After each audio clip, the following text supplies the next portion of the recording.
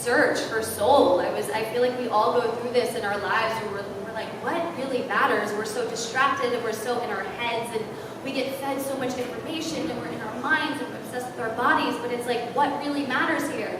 It's our hearts, it's our souls. How can we connect deeper with ourselves? How do we even do that when we live in a society that tells you otherwise? It's actually really hard.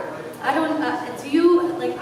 can't be the only one that feels this. It's really a difficult time to be alive, and especially now, and it's also the time where we're waking up.